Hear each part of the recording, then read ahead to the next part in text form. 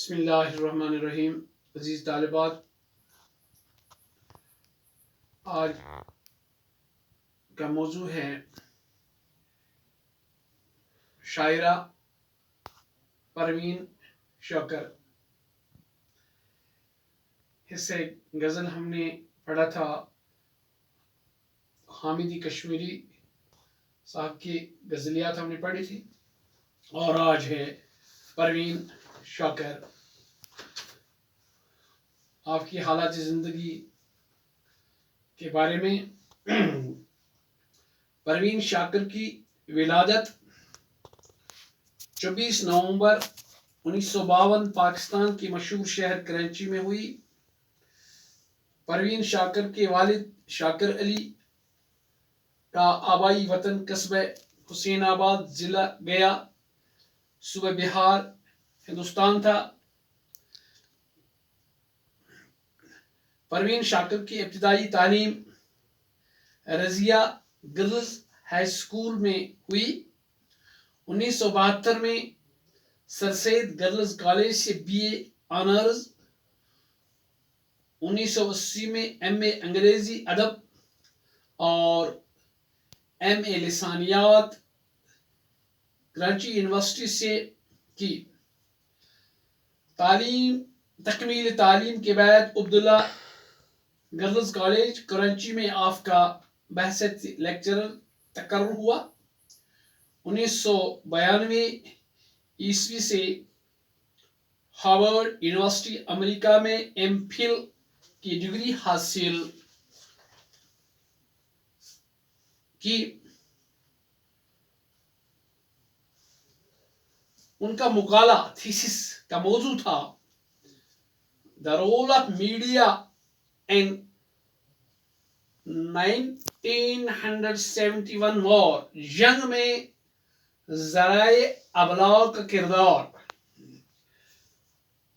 Parveen shocker نے 1982 عیسوی میں سینٹرل سول سروس کا امتحان اعلی اعزاز کے ساتھ پاس کیا اور محکمہ کسٹم میں بحیثیت ڈپٹی کلیکٹر اسلام آباد مقرر ہوئی. 26 دسمبر 1994 کو نظم و غزل کی ممتاز شاعرہ اپنے حقیقی سفر کو ادھورا چھوڑ کر اپنے مالک کی حقیقی سے جا ملی. اپنی نئی سوچ، بے باک لہجہ، خوبصورت ادا، تخلیقی فکر کے باعث دور حاضر کی یہ ممتاز شاعرہ میں شمار ہوتا ہے. شاعری کا ذوق انہیں اپنے والد شوکر علی سے ورثے میں ملا تھا. بچپن ہی سے شعر و شاعری کا گہرا شگفتہ. گھر کا ماحول بھی شاعرانہ تھا.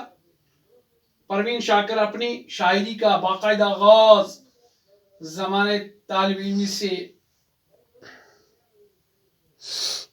کیا. ابتدا میں مینا تخلص رکھتی تھی، جسے ترک کر کے شوکر تخلص رکھنا پسند کیا.